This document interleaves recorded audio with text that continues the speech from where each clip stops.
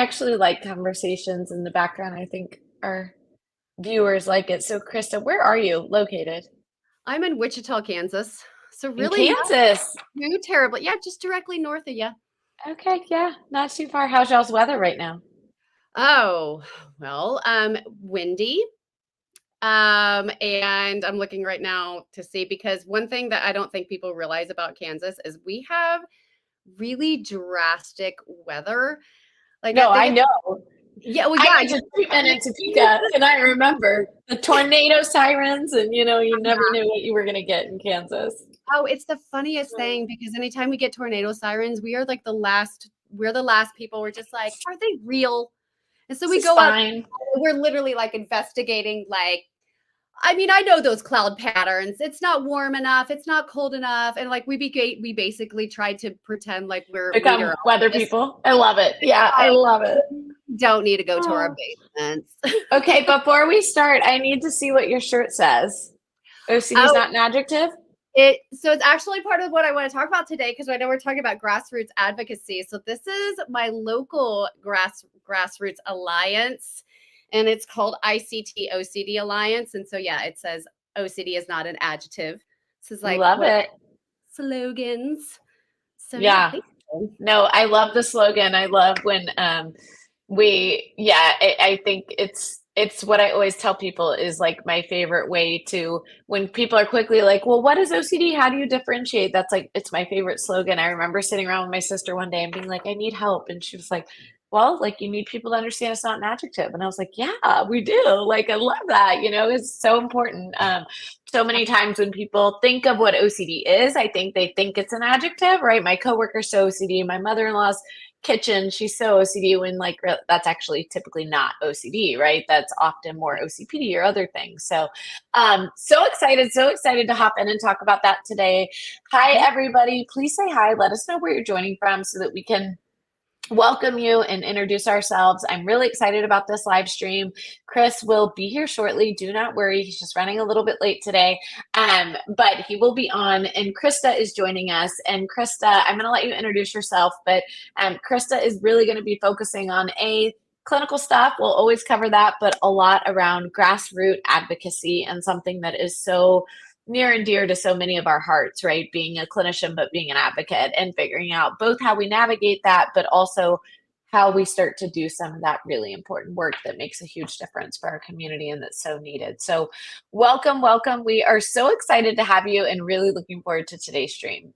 Awesome. And by the way, so Liz, you have your degree in social work, is that right? Yes, I do. That's what I thought. Yeah, my degree is also in social work. Don't ask me why Kansas adds the S to our credentials. It's interesting. Yeah.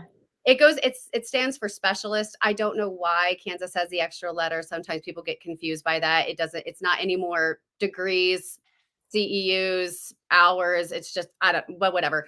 But the reason I mentioned that is because I know that grassroots advocacy is such a huge part of like social work practice. Chris, hi. Hello. He's here. He has welcomed us with his presence. Don't say it like that. People are going to think I'm like, I need to make a late entrance to be known.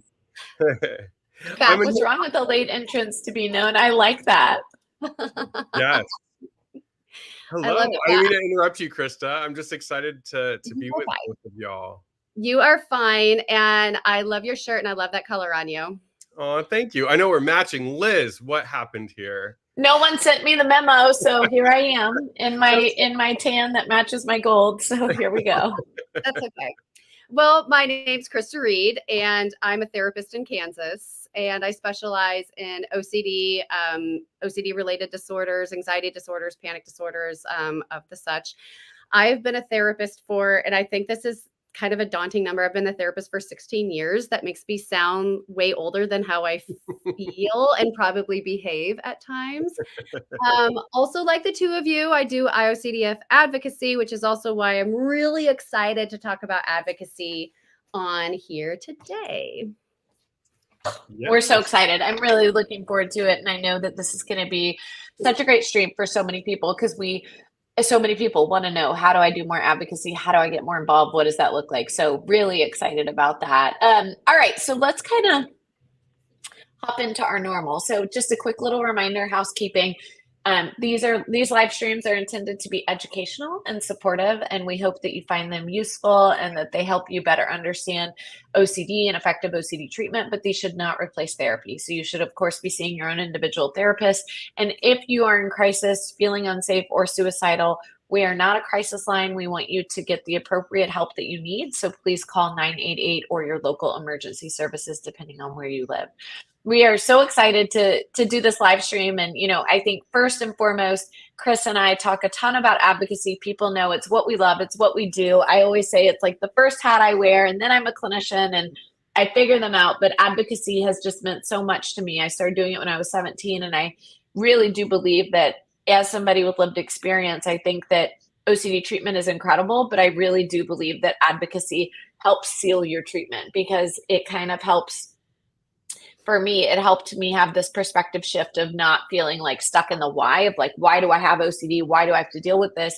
And it allowed me to transition to like, okay, I have this diagnosis and I can do something good with it, right? I can help other people. Something good can come out of it despite having OCD. And I think it really helped me stay accountable, right? How can I advocate and tell other people what to do and how to fight for treatment if I wasn't doing my own work and wasn't taking care of myself?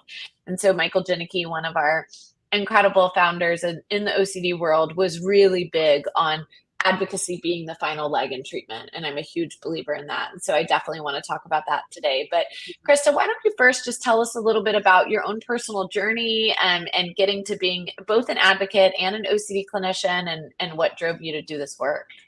Ooh, that is a loaded question.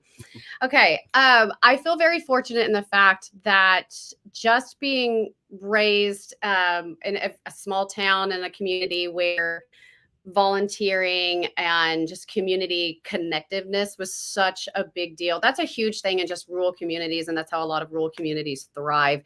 I really have my dad to thank, to be honest with you. So my dad, I can remember when I was a kid, was involved in Knights of Columbus, which those of you who aren't familiar with that is an organization. It's a Catholic organization primarily composed of, I believe, just men who do a lot of advocacy and volunteerism and so forth. And I remember from being really little, going out on highways and picking up trash. That may not sound like much, but even just like the smallest type of volunteering. I remember on some days, like giving pancakes to people. There were so many different things I remember doing as a kid. Oh, being outside of a grocery store, my dad's ringing the bell and people were giving money. Like there were so many of these moments that taught me to be humble and to be kind and to be giving. And I think it was just kind of natural for me to fall into this place of social work and volunteer. And until this day, I still volunteer. In fact, literally yesterday, I signed up my oldest son to volunteer at the Humane Society because kids can go and play with the animals. And so finding different ways to be able to what my dad taught me to bring on to my kids and so forth. So volunteering has always been something, and advocacy has also been something. And then I really started getting pretty heavy into, I would say, maybe the kind of advocacy that some of us can be a little bit afraid of. And it's not in terms of being aggressive. I think it's kind of assertive advocacy. And that's where you maybe speak out or do something that, let's be real, like can be kind of controversial. So I'm going to mention this, and hopefully this isn't super controversial, but if I talk about like the Westboro Baptist Church, is that cool if I say anything about that? Do you all know what that is? I do. Very well, of course. Yeah. Okay. Well, me being from Kansas, that's a huge thing around the state. And when I was in college, I went to K-State University. They used to protest our liberal arts and sciences graduations every year because their concept was, well, maybe there's going to be somebody gay graduating. And so they always had to go there to protest. Well, we would make signs. And I remember for years, I made a sign that says, "Don't hate, congratulate." And it was like full of like the most fantastic glittery rainbow colors and just like, love is love. And we would get there at like 5:30 in the morning to reserve a spot to be near where the graduates and family members were walking in. So the Phelps family had to be like way in the back because they still had their right to protest, but we just didn't want the graduates to be around that.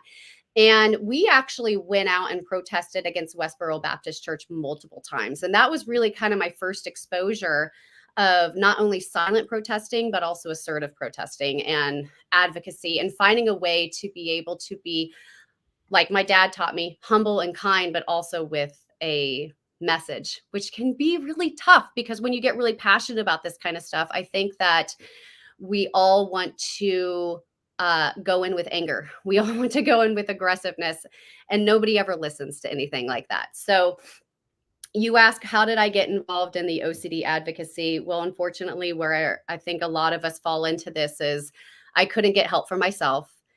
And 8 years into me being a clinician, I actually completely shifted my entire practice. I was doing play therapy and trauma therapy, and I became an OCD specialist. And during that time, I was also, quite frankly, doing ERP on myself because I couldn't find anybody. So while learning how to be a clinician of that sort, I was also trying to help myself. And through that, I formed a few years ago, I'm wearing my shirts. OCD is not adjective like we talked about, Liz. I formed a Grassroots alliance here in Wichita, and it's called ICT OCD Alliance. So ICT is Wichita. And the whole point is essentially, I never want anybody to go through what I went through. I never want anybody to search therapist after therapist after therapist, only to be told, yeah, sure, I treat OCD. And then they don't, and they cause a lot of harm. Like, I'm not going to lie, like going to some of these therapists early on, it messed me up for a while. And it made me feel like I was broken. It made me feel like something was wrong with me, because here are these people who are claiming to treat OCD, and they're leaving me feel like I'm a freak. They're leaving me to feel like that I'm never going to be fixed. That, or some of them would just quite frankly say, you're fine. And at one point, I remember going to a therapist saying, I'm terrified that I am going to lose control of my body and I'm going to molest my clients. And in that moment, what that therapist did is he did a risk assessment to me, which I knew because I was a therapist at that time. I was within my first year of doing therapy. And that really messed me up, because I was thinking, well, he must think that I'm really in danger if he's doing this risk assessment on me to see if I'm actually around, if it's okay for me to be around kids at all. And then at the end of the session, he said, yeah, you clearly don't have anything wrong with you and you're fine. And I don't think you're a pedophile. I don't think you would ever hurt any kids. I never, ever, ever want that to happen to anybody. And so it was actually in the year of COVID when myself and other local OCD clinicians really band together and said, we're getting just this influx of referrals, and we're getting so many people saying, I'm so sick and tired of not being able to trust whether or not this person understands my diagnosis. So myself and a handful of clinicians, we formed this alliance, and we call ourselves a Grassroots Alliance because our hopes is to eliminate people having to go through psychology today, having to go through therapist after therapist saying like, yeah, I treat OCD, it's an anxiety disorder and blah, blah, blah. And you just do CBT. And clearly they haven't had any education in this whatsoever and have the same outcome that I had. I never want anybody to not trust their therapist, because it's not illegal for us to advertise that we can treat everything under the sun. So the whole point of the ICT OCD Alliance is, your search is over. Here are your local OCD experts.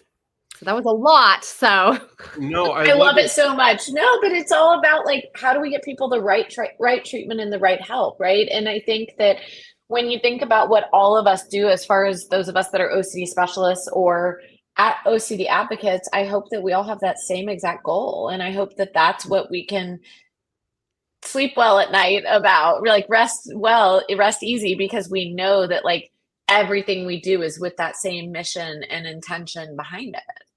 Absolutely. What I was going to add, Kristen, what I liked about what you said, two points is first, I think about like like when we go to more of like physical medicine, it's such a different model. Like if I went to my general practitioner and I said, look, I'm really struggling with my heart, like I'm having some heart issues, they would never say like, I'll treat it, right? Like I always remember my general doctor was so good at anything I came in with. She's like, I have these 3 referrals, go here. And for some reason, we haven't done that in this space. And so there's a lot of people, I hope they're good intention, but they want to treat things that they don't specialize in. And I know for me personally, like I eat, breathe, and sleep OCD and BDD. And so if somebody comes in and they've dealt with like, sexual trauma from their childhood from a caregiver, I would never say, you know what, I'll treat that too. Like there are people out there that are eating, breathing, sleeping, training, getting trained in that space who are going to be a better fit than myself. So I don't know, why it's so different in our field. Second, I love what you said too about you not wanting people to go through what we went through. I think all of us as advocates, that's our goal and our mission is like we want to leave the next generations better, to where I always say like it would be amazing. I mean, I don't know if y'all have this, but it's not the common, but I'll get sometimes like a client coming in and they're young and the parents are like, oh my God, he's been suffering with OCD for 5 months now and we waited so long. And I'm like, 5 months is incredible. That's like the dream. We're trying to get there. So I think we all just want to get there. I always think, I've always been kind of holding out for some like big celebrity with OCD to come out and really like educate the world, and it hasn't happened. So I think what's really going to be the educators to the public about what OCD truly is going to be advocates. And so I'm so glad. And I love the Grassroots advocates because that's where people can get started, is just really get started there to start doing the work. Yeah. And part of the reason why I really wanted to focus on talking about this today is because, like, let's be real. When somebody decides that they're going to put themselves out and be an advocate, they have no idea the challenges that might face. And sometimes people have no idea how to get started. So, you might put on a social media page, or you might contact some maybe local representatives or something. However, it can be really difficult for a lot of people to get started. And what I tell people is you don't need anybody sometimes to start. You just put yourself out there, and keeping in mind that no matter what you do or say in this world, you're always going to have critics. And that's why you need to make sure that you have a really good support system behind that, because down to the grassroots, that's a really funny way of putting it. All advocacy is creating change in a community. And I think sometimes when people are thinking advocacy, they're thinking macro, when you can think micro. And in fact, that's really that's what, now they have what's called like grass tops advocacy, where that's like the grassroots that are growing. And now you're getting to maybe like some more influential people that are getting involved with that. But we're just trying to plant the seeds in order to create some change. And so if you're trying to go out and figure, how can I advocate? Talk with your dad about it. Talk with your neighbor about it. Go to a therapist and say, hey, here's a training. Like, you don't have to go out and do this massive amount of work. And I'll be honest, and I'm going to call all 3 of us out, is because I know that a lot of people really look up to the work that we do. And we do kind of a lot of macro level advocacy, at least through the IOCDF. However, outside of that, I'm 100% micro. And as much as I would love that everything I do advocacy wise is going to create change nationwide, my heart, my baby is my community. And these are the people that I see day in, day out suffering. And not saying that I want anybody else to suffer, absolutely not. But I also realize that I'm only one person, I'm a human. And if I can create some type of change locally, that in itself is going to grow. Because just like Liz talked about, advocacy at the end of recovery, that's what everybody wants to get to. And we can really teach people how to do that. Yeah. And just as you said, I mean, that's why I still stay very active and serve as vice president of OCD Southern California. As much as I love all the work that I can do on a larger scale in IOCDF, OCD SoCal, we get so many inquiries of people struggling, like you said, in my own backyard. And it gives me another platform to just help people. And I know Liz does a lot in Texas as well. I'm always seeing stuff. And I know you, Krista, just had the Game Changers conference out there, and there's probably not as many resources out in Kansas. So the stuff that you're doing is helpful. What I also like what you bring up is a lot of times people, like my mom, for instance, will say like she loves, running the family support group, doing what she does. And she talks to a lot of parents because they'll say that. They'll just say, look, like, I don't feel comfortable starting a social media platform. I don't feel comfortable speaking at a conference, but I feel like that's the only way to advocate. And it's like, no, it's not, sitting with your friends and telling them about OCD, speaking at a library, like anything that helps people learn more about it and find resources. There is no like bigger or smaller, right or wrong. I mean, we're going to get the word out however people feel most comfortable to do it. Yeah, absolutely. I completely agree. And I would love for more people to normalize volunteering and putting yourself out there. And at the same time, boy, I wish that the messaging between volunteering and advocacy, I wish more people realize there can be a fear behind that. And I know this might be a kind of a controversial thing to say. I was literally talking about this earlier with somebody, that when you put yourself out there and you advocate, you are also opening yourself up to criticism, like I mentioned earlier. And so you need to make sure that you have a really good support system. I can't tell you how many times on my social media platform I have gotten direct messages calling me a pedophile lover, calling me really, really, really nasty names. I've been attacked by some people saying that I'm transphobic because I talk about gender orientation OCD, and I'm like, that's not at all what I'm talking about. And there really can be a dark side of advocacy. Even in my own community, I've been told that I'm an elitist. Well, I'm glad you bring it up. And I think.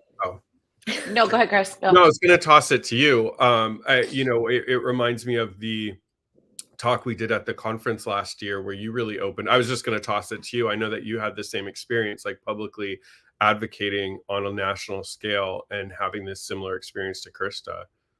Yeah, no, I mean, I think that, when I started advocacy, people weren't really doing advocacy back then. And it was very different, right? It was over 20 years ago. And when I got pushed into OCD advocacy, it was really my parents who were like, we have an opportunity to change the narrative about OCD and mental illness in Houston. My parents have businesses here and had an opportunity to like share it on a bigger level. And I'm really grateful for that. And what I'm really grateful about is similar to you, Krista, having a dad who, taught you kind of giving back and volunteering. Mine always did. And I think that for my parents, there was not stigma or shame, right? For them, it was like, wow, like we were able to get our kid help. And this is an opportunity for us to help other people get to help sooner too, so that they don't have to be hospitalized and be suicidal and be at these places that I was with my illness. And so I was lucky because in the home that was modeled, and I want to say that because that is a privilege that a lot of us have, is that in our homes, it was not stigmatized. And I know that, cultural and home barriers can make a big difference for people. And if you don't have that support, like Krista was saying, you have to sometimes find it on your own outside of your own home environment, because advocacy is hard. Can be very critical. It can be very challenging. And you have to be able to have a support system that trusts and knows you, not that's going to re-stigmatize you, right, or make it worse. And, so when I started doing advocacy for the foundation, when I was 17, I got thrown into national platforms really quickly, and I wasn't ready for that. Like, I didn't know what that meant. I didn't understand anything about it. And I think that the backlash was pretty bad. A lot of the interviews were pretty bad. The way that they ended and it actually hit me more later. Like when I remember dating someone and they said to me like, oh, so I watched this, like they were freaked out. And I was like, what's wrong? Like, you seem really off today. What's going on? And they literally were like, well, I watched an interview and, it felt like you were attracted to kids. And I was like, I'm sorry, what? Like, but the way the interview was, it was really bad. And then I was over here having to justify how, like, that's the opposite of who I'd ever be. Like, what are you talking about? Like that goes so far against who I am, my morals, my values. Like, that was an intrusive thought. It was not a part of me. It was the opposite of me. And so I think that when you do advocacy, you have to be ready to help explain, to help educate, and sometimes to deal with people's ignorance, or like deal with their unwillingness to learn. Not everyone's willing to learn. Sometimes you have to accept that is the greater good, right? Bigger than this one person or these other people. And I think, Krista, what you brought up is so important, because you're right. Like, a lot of times people see the macro, but they don't see the micro. And when we say micro, what we mean, for those of you who aren't, that lingo may not be as second nature to you. It's like, there's big scale advocacy, right? And then there's the conversations, the bringing material to teachers, the going and doing a talk locally, asking a friend if you can grab coffee so you can share with them some tools and tips around anxiety. Like, that's micro work, which is equally, if not to me, more important, right? And so I think that it is really important for advocacy to think about that spectrum. And what I always tell people is that if you're interested in advocacy, you really need to start small, because you need to get your foot wet. You need to, first of all, understand, how are you going to tell your story? What are you comfortable sharing? What are you not comfortable sharing? And slowly build up to it. Because if you start on a bigger level, you can't take that back. And sometimes that messaging isn't always great. And we wish we could have redefined it. And that's really important to be thinking about. Yeah. Mm-hmm. I'm sorry you both went through that. I mean, when I talk to other advocates, we almost all have stories where people just didn't get it. And I think back to, like, yeah, I don't know. I don't really have any words. It just breaks my heart, because I think there's so many. I always think of, like, the kids, right? There's so many kids at school right now really trying to make friends, fit in, do homework, and they have this whole other world going on in their head of just, like, nasty thoughts, distressing thoughts, etc. And if we don't normalize it for them, it's like, it's already difficult, the three of us living with OCD as adults. But living in shame when you're young.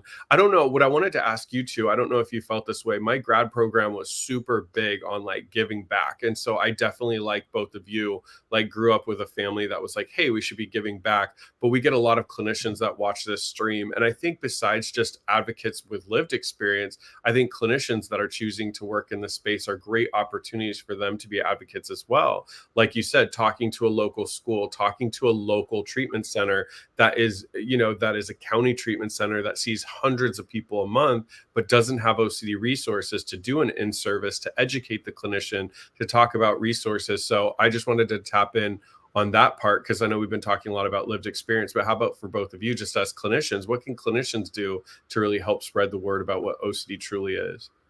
So one of the things that I do actively is I will go to, so there's 3 colleges here that have programs of future therapists, so psychologists, counselors, marriage, family therapy, social work. And I will actually connect with the professors and say, hey, can I come in during like a seminar or a diagnostic class or whatever and give a presentation? And I've done that multiple times, actually. And since then, I've been invited to give, like, larger scale presentations to some clinicians in the community.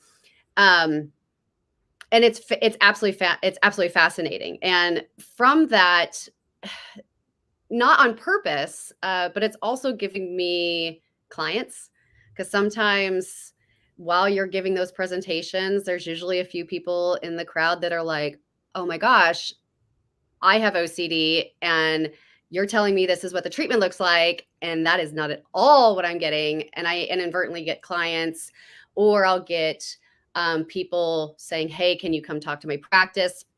And that's a kind of the beautiful thing about Grassroots, is that's just more seeds being thrown out there. I do want to tell you about one situation that it didn't blow up in my face. It went really well, but it was like something where I had to literally, like, because I wanted to slap this woman, and I am not a physically aggressive person, but oh my God. So it was a lunch and learn I gave probably about 4 years ago. And I went into this practice and I shared my story. And the whole point of me doing this was to talk about staying within the scope of your practice. That if you have training on OCD, be proud, like, yay, I can treat it and I can do it. If you have training in bipolar, advertise that. You don't need to say that you have to do like 70 different things. Like, please stop doing that. Just like Chris talked about, that you don't go to your primary care physician to go, for heart disease or whatever, that there's specialists for that, but neither here nor there. So I'm telling them about a story about just scope of practice and how therapists in the past had lied to me. And it took me a very long time, a very unnecessarily long time to get better. And just saying, hey, we as clinicians, it's our duty and responsibility to do no harm, even though that's technically the Hippocratic Oath and that's, a doctor thing, not necessarily a therapist thing, even though it should be. However, we know that there's 100% should be. Yes, agreed. It's a weird, like, ethical, legal thing. Like, I tell people that all the time, and they're like, well, it's illegal for a therapist to say that they treat something and they don't. I'm like, no, it's not. And again, this is where I always go back to, like, in every talk I give, is that as society, we still don't treat the brain the same as the body. And so we can say we know mental health is medical. It warrants medical necessity. Insurance, everyone agrees with that. But then all these little things that we still send the opposite message. And what's so weird is I'm pretty sure the head is attached to the body. That's weird. Last I checked, yeah. Can't function without it. Yeah. I think I'm going to need a peer review on that, but I'm pretty sure that's how it is. So I talk to there's probably about 20, 30 clinicians, and I'm telling my story and saying, hey, then here's the places that you can actually go get proper training, or if you want like an OCD 101 type thing, so you can identify it. And I kid you not, this woman at the end, and she's still a problem, but neither here nor there. She was so proud to tell me, and she said, well, I treat kids with OCD. And immediately I get this like drop in my stomach, and I'm like, uh-huh. And she said, well, I watched these videos by Natasha Daniels on YouTube, and that's what we talk about in session. And I was like, that is not therapy. Also, I mean, I'm glad that you're watching somebody who's let's be real, like probably one of the best pediatric OCD clinicians out there. But girl, stop, please. Like, that just absolutely just blew my mind, that I'm saying that you need to do trainings, you need to educate yourself, you need to do all of this. And this therapist had the audacity to say, I watch YouTube videos. I'm like, not the same thing. So, all right. Well, yeah. I think that's why our community gets very defensive, or at least that's why I get very defensive, and I try to not be, but I think I get very defensive because lived experience. It was like after, unfortunately, my suicide attempt, being hospitalized, et cetera, my family did everything they could with the resources we had. And, my mom and I are kind of blurry with the timeline. We don't know if it was like 1.5 years or 2 years, but it was multiple therapists that were not helpful. And just like you're talking about, Krista, it was therapists that, one therapist was the first therapist I ever felt comfortable enough talking about BDD with. And she was like, well, if I was your age, I would date you. You're a handsome man. I don't know why you have that concern. And it was like, okay, that wasn't helpful. And then for the OCD clinicians, it was a lot of like misdiagnosis as depression. I got misdiagnosed as Tourette's because I had a lot of just right feeling. So when I'd sit in a seat, I was trying to get like, the just right feeling. I got, misdiagnosed with psychosis because I was hearing thoughts, even though it was my OCD, intrusive thoughts. So I think it's like when people have already been at their lowest moment, beaten and bruised, and are just ready to give up. It's like, I mean, that's why I do all my advocacy with my mom. It was literally my mom dragging me across the, the finish line to get to a specialist once they found the IOCD, once my mom found the IOCDF, because it was like 1.5 years, 2 years of bad treatment. And that's what breaks my heart, is when I have a client who's a teenager or younger, who's already been to 4 or 5 non-OCD clinicians, And then it's like they're tacked out, they're done, they don't have any hope. And so my hope is like the more advocacy we all can do as a community, whether we're clinicians, researchers, lived experience, etc., is so that that kid is like on, you know, social media, hearing somebody's story and saying, wow, this person got better. Maybe my path wasn't the right one, but there is hope. My mom always says that. And, you know, like early on when I was diagnosed, there wasn't hopeful stories. So hearing hopeful stories, I always, you know, give a lot of my kudos to Liz. I mean, somebody put in the chat like Liz was the original advocate. I mean, I was beaten up, bruised, and over it. And my mom had just found my therapist, and my therapist was like, "Hey, there's this conference, you guys should go." And I saw Liz speaking, and I saw somebody like around my age who was talking about hope. And I remember going back and my therapist being like, "Wow, you have this like energy in your tank, like your butt's been kicked." And I was like, I went to that conference. I could only stay a day because my OCD got so bad, but I heard from somebody around my age who's gotten better. And I feel like I can too. And I think that's why advocacy is so important. I'm reading so much of so many of the comments that I'm like, I love this. And Chris, you're so sweet, but like it's advocacy is something that it is hard. Like I don't want to, I do want to say that it is hard to like put your story out there and to be willing to do it, but I really do believe it's so rewarding. One of my favorite stories was I was doing a talk once with Dr. Drew, and he was talking to me privately about how one of his celebrity clients came in one day and had these really awesome tennis shoes on. And he said to him, like, man, I love your tennis shoes. Like, those are so cool. They were a really cool pair of tennis shoes. And that the next session, the client brought him that pair of tennis shoes. And he was like, no, like, I didn't mean it like that. Like, yes, your shoes were awesome, but like, I can't take a gift. Like, I didn't like, no, like, I didn't mean buy me those shoes. Like, I wasn't saying it in that manner. And the client was like, no, I want you to take these. And he was like, I really appreciate it, but like, I really shouldn't. And he was like, I need you to take these shoes. Like, me doing something for you today is keeping me sober.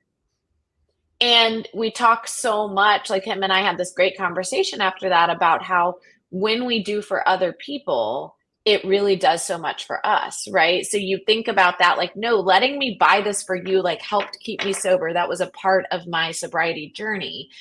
That is a lot like OCD, right? That like if you move into advocacy, I really do believe when you start doing for others and you start getting to help other people and pushing them, it does so much more for you, right? So like I'm helping you, but it's selfishly helping me too. Like that's how things work, right? So anyway, so exciting. Okay, so many questions. Yeah, I was just gonna say real quick, Liz, I think that that's probably why a lot of us that advocate seem to be, whenever my clients start to advocate, they seem to be doing better with their own recovery. And I think it's just because we're out there talking about it, helping others, and it just reminds you of what we need to be doing to keep ourselves in a good space. Yeah, I do want to say one thing real quick before we get to some questions is I think part of the challenges for a lot of people doing micro versus macro is micro is very intimate. Is when you're working with your community, it's not that you're getting criticism from a stranger online, you're getting criticism from your neighbor, from your pastor, from a family member. And so I can see how it would be very scary to get into work like that. However, and I'm not going to lie, it's absolutely self-intrinsic. I love being able to go out and talk about this kind of stuff. I also realize that I'm going to have comments from some therapists saying, oh, well, you're a specialist. You think you're elite. You think you're so much better than everybody. And you should know that rapport is the only thing that matters, which I've been told that multiple times. And I can tell you, I've had a lot of great relationships with a therapist, and I'm pretty sure none of their relationships ever actually did anything for my OCD, but we don't need to necessarily go down that route.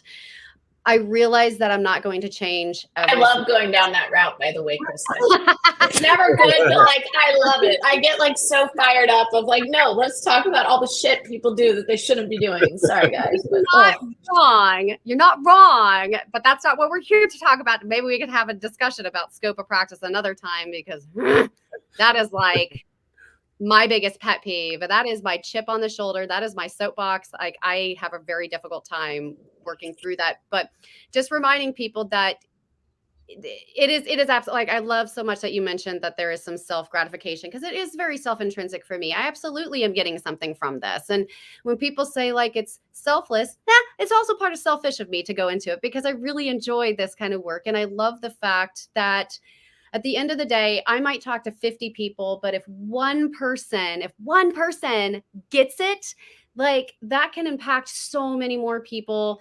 And I don't know, maybe that person's going to see somebody that was like the 8-year-old version of me. Yeah. Really well said. I know. I'm going to jump to my next soapbox because I see it in the comments. Somebody asked if this is going to be really fun and people are going to be really mad about this. So like, I'm just pre-warning that sometimes I don't mind if people are mad if I think it's the right thing that we need to know.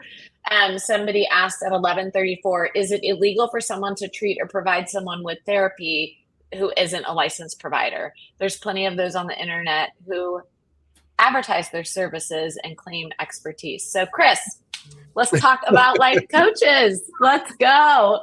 This is where I get so excited. Yes. Liz, this is the grossest. Why are you bringing this up? Oh my gosh. I have to. Krista, we tackle difficult things on these streams. We don't shy away from anything. Yeah, Kim Quinlan taught us all we can do hard things, and here we are. No, I mean, first of all, I read Amy in the chat. If you don't know who Amy is, she does so much amazing advocacy. She is definitely someone that is always doing something to advance our community. And it breaks my heart. She commented earlier that she got threatened for her advocacy. So it breaks my heart because she does so much. But to answer that question, I think what really people don't understand is I think I learned a lot about OCD treatment for me during my recovery. I learned so much in education and getting licensed that I would never have learned if I only went through OCD treatment. It was so essential that I got education and trained. I became trauma informed. I learned about the Therapeutic Alliance. I learned about the power dynamic that can sometimes be felt in therapy, that we really have that oath you talked about, Krista. I learned about crisis management. What do you do if a client is threatening to hurt themselves? Continuation of care, all these things, the state laws, et cetera, how to collaborate with other clinicians, HIPAA, right? So there's so many important things that may not be OCD specific that you learned while getting licensed. But the awesome part, I mean, in grad school, but the awesome part about getting licensed is you're working under a licensed supervisor. You have someone who's overlooking your cases. You sometimes are in like a group supervision and practice. There's so many essential elements that you get from being licensed therapist. And so when I work with a client, it's not only the OCD treatment specifically, there's all these other things that we learn. So if somebody is watching this and unfortunately they are going to, go and see an online coach, I mean, that online coach doesn't know the laws. They don't know what to do if you're in a crisis. They don't understand therapy, therapeutic models, et cetera. So it really frightens me. I mean, obviously I have anger towards the person, but for the client, I get it. You're desperate, you're struggling. You see somebody with a good story or with a flashy website, and you feel compelled to try that out if you haven't had success in other manners. But I just worry because that person isn't trained to handle your care. And I've heard a lot of stories of it going negative.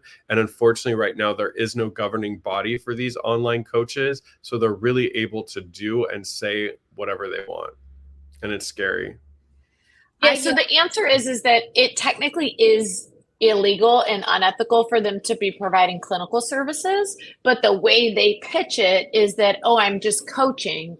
And so a red flag to me is if somebody is an OCD coach, but they're not working with a licensed clinician, I think that's a big red flag, and you should be very cautious of that. If they are working alongside an OCD clinician who's licensed, who's doing the work, but maybe they're helping do some of the coaching, and that's under a licensed clinician, I think that's very different.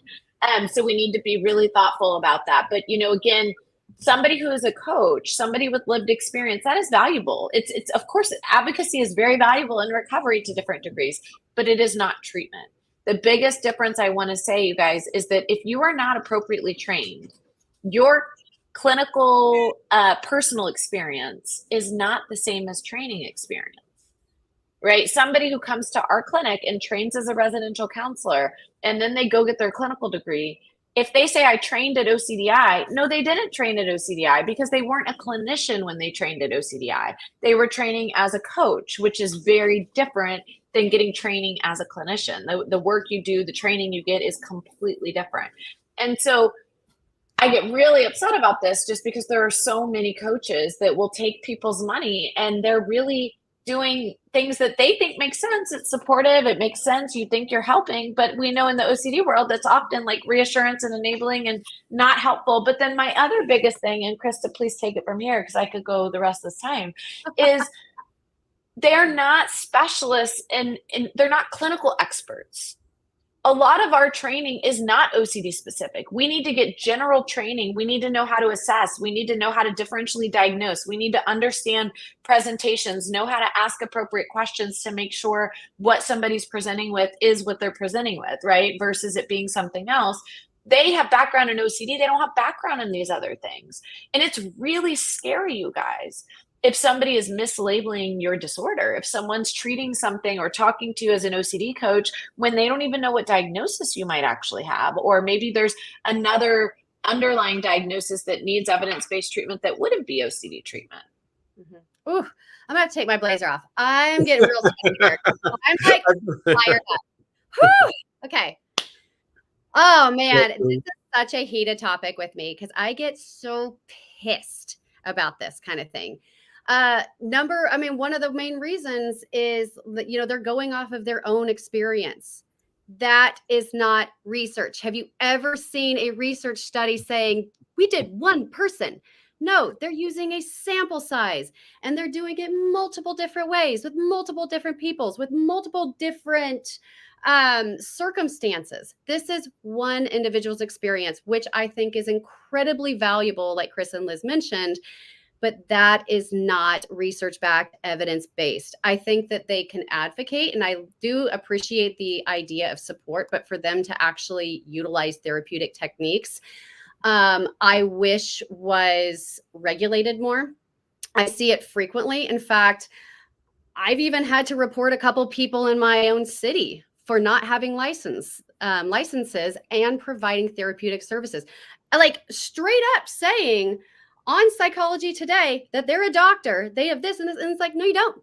You're lying because these places don't have these checks and balances to actually ensure these people's credentials. It is easy to lie online. Do not trust what you see online. We can go over Googling reassurance and all that. There was a time, this was a few years ago, this person's still very much in practice in my state. They do not have a degree of any sorts related to therapy and are actively promising a cure of trauma, OCD, depression in 3 freaking sessions. A cure, first of all. And this is what we were told by our licensing board. The DA has to handle that. So we contacted the DA. The DA literally looked at us and laughed and said, people are getting murdered, right? So unfortunately, until the laws change, it is our job to stand up. And I'm sorry, I'm never going to get off a soapbox about this, because if there's money to be made, people are going to find a way to unfortunately take advantage of the suffering. And it makes me absolutely sick and tired. And just like Liz talked about, sometimes they might change some of the wording. And I see it very frequently with a lot of mental health coaches here that'll say, I can help you with your anxiety. I can't tell you how many times I've gotten a client from them. And they literally will say, pray the thoughts away, use a rubber band, anything like this. I'm like, where the hell did you get that idea? And they are not diagnosing. They don't understand the difference. And when you're dealing with OCD with such high suicide and substance abuse rates, are you freaking kidding me? Morbidities, yeah. Oh, I'm like shaking. I'm so pissed. I know.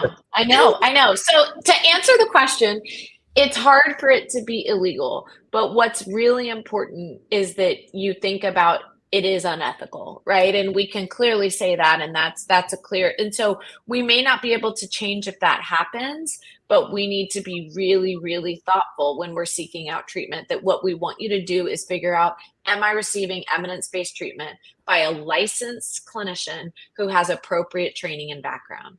Right? Those are the 3 things. So for OCD, your start should be, are they trained in do they offer ERP?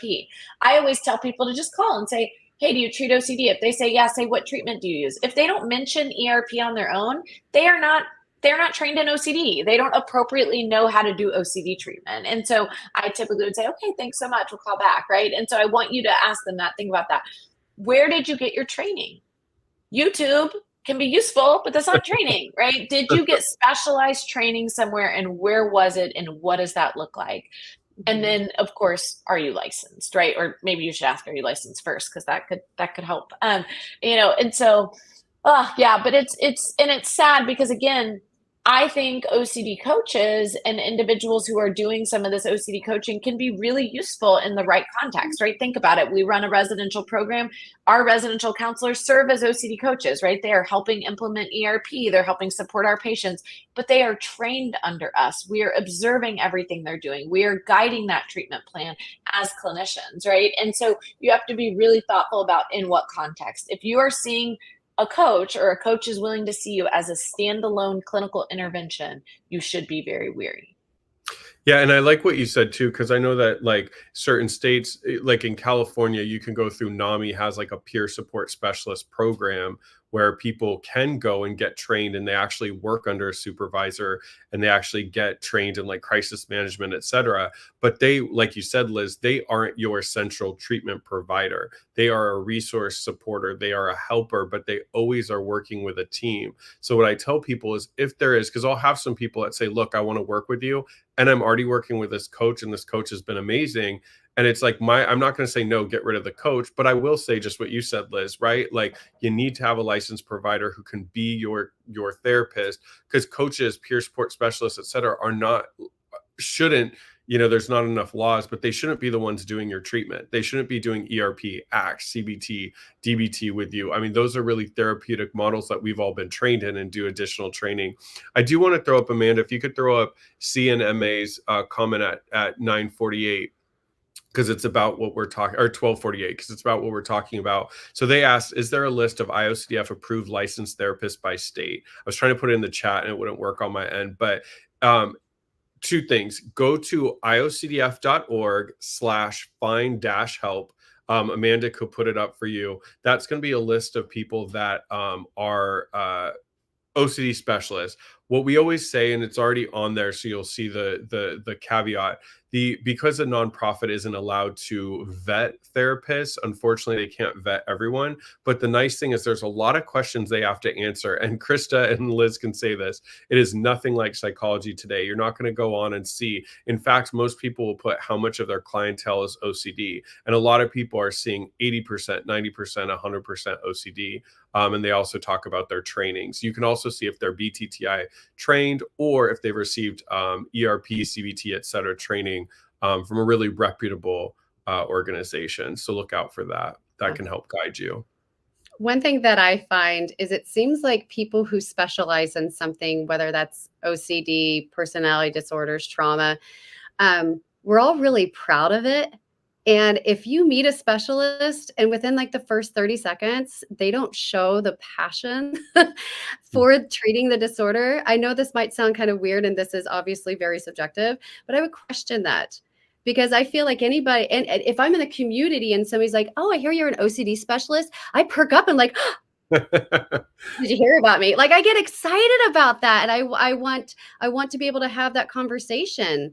And you're going to see that there's that passion, there's that joy behind that, of course, followed by the trainings and the experience and so forth. But I really haven't met anybody, especially in the OCD community, that treats it and doesn't have that passion following it. Yeah. And I think the other thing is, a lot of times when people will say to me like, oh, I'm at this program, et cetera, I mean, because it's such a small community, we usually know those people. Or if we do a quick search, we're like, oh, that's so-and-so's center. Like, we know them. So when I've had, because I run support groups, so I'll get a lot of people, my support groups are really low cost. And I'll get a lot of people that are seeing other therapists that don't have a support group. And it is pretty shocking. Like, I haven't heard of the person. I'm like, that's fine. It doesn't mean I know everybody.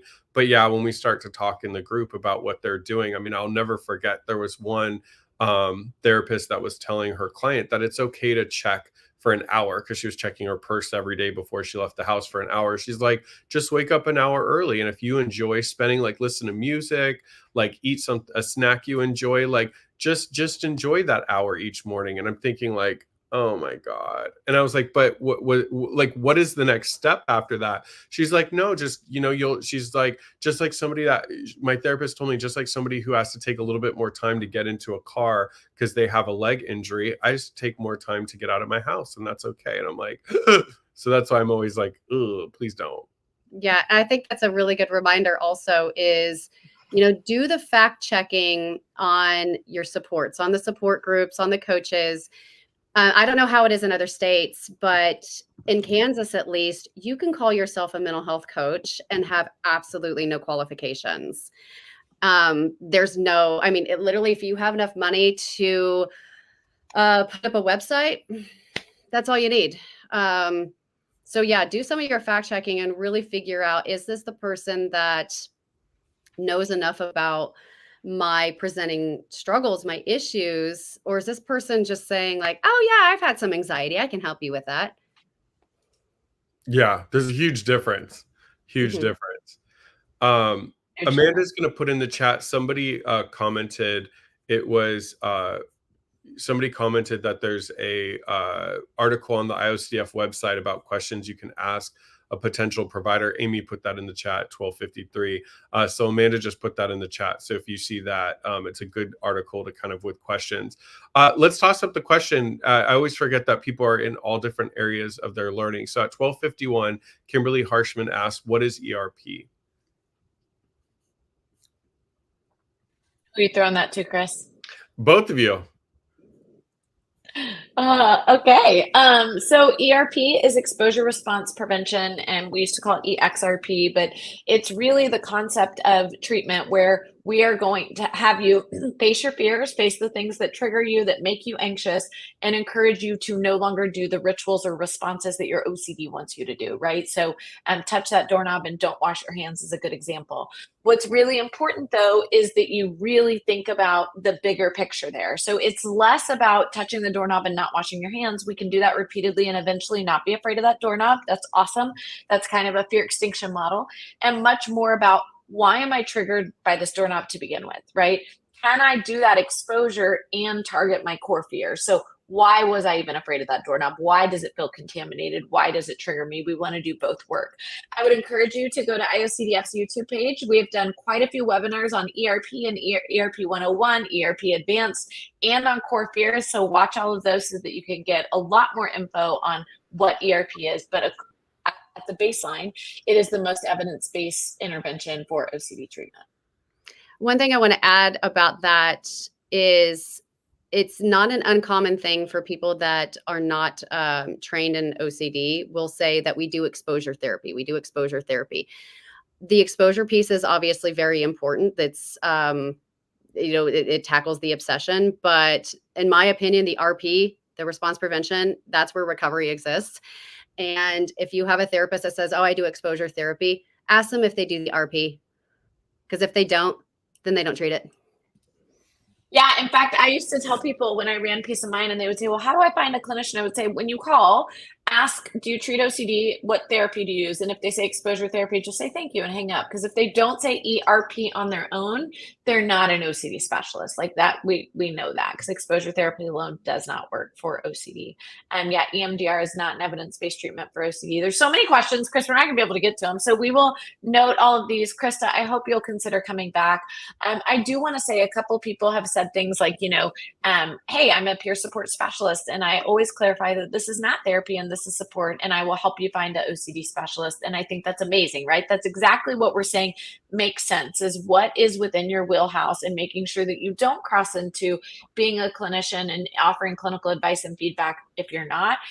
First of all, that's really can be unhelpful. It's also can be very dangerous. So you need to be really thoughtful about that. And so do those receiving that treatment. But to help find you a clinician is amazing. So I just want to say thank you so much. And I want to leave with a message of hope, because I feel like we talked a little bit about what you shouldn't do and what you should look out for. But I want to just say, treatment is accessible, treatment works, and it is truly amazing the outcomes that we can see when people get appropriate evidence-based treatment for their OCD. And so there are so many great and incredible OCD specific trained clinicians, that is what we do. It is the population we serve, and treatment with them can change and save your life. And so make sure you're seeking that out. And I hope that you guys found today helpful about how to do some advocacy, why Grassroots is so important, how there is no such thing as too small when it comes to advocacy, and too small can actually be the biggest and most impactful work that you ever do. So remember, giving back, doing advocacy, helping other people can be the greatest gift that you can give yourself as well. Chris, and then Crystal, will let you wrap up.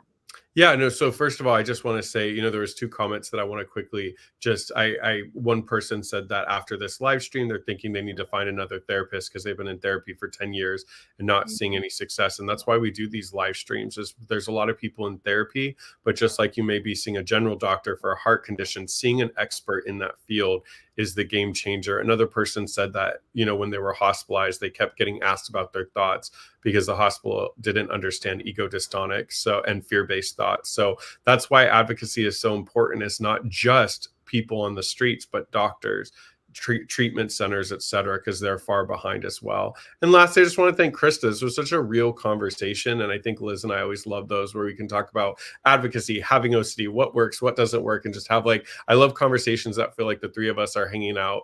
I was going to say at Panera Bread, but I'm like, please don't eat at Panera Bread. That's overpriced cafeteria food. But it's just chilling at a restaurant, hanging out, the three of us, talking about life in this field. So thanks for being here, Krista. What's your final thought that you want to leave everybody with? I think that the three of us here, which by the way, I will absolutely hang out with you both at Panera Bread anytime. Delicious. Let's be real. The best mac and cheese around. I do love me some Panera Bread, I'll admit. I think we are three amazing examples that you really can get better.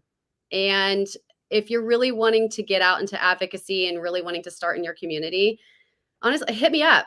I'll talk to anybody, literally I'm not a shy person, and I'm more than I'm I'm excited to help people in this journey. And one of the biggest things that allows me to be able to do the advocacy that I'm doing is the fact that I know that I have people like Liz and Chris and this amazing community behind me, that I'm not alone. And neither are you. Aww. I just want to say thank you, because I love that the work that you're doing. And I think it's so incredible to have an organization that not just serves rural areas, but that serves encompasses a big area where your core is let me get you to the right treatment faster. I think that's truly amazing, and is something we should all be striving to do in our own local communities, and to remember that what better advocacy could we give than to help get people to the right care quicker.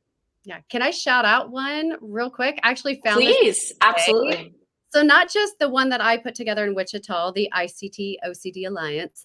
I was actually looking into just the Oklahoma area, and they have one as well. And it's literally just oklahomaocd.com. And it seems and I love that other areas and other states are doing the same thing of realizing people need to find just a different way, a process of elimination, that here are your experts. Here it is. And I love that other states and other places are doing the same thing. Cut out the BS. Yes, I love that. That's a new shirt. Next time you come on, it better say cut out all the BS. I love it. And in the middle is going to have a picture of you. Okay. Love it. Thanks everyone for hanging out with us. Everybody in the chat has been so gracious. You're incredible. And we hope that everybody has an amazing day. Yes. Thanks, y'all. Thanks for your work that you do. It's amazing. Every one of you.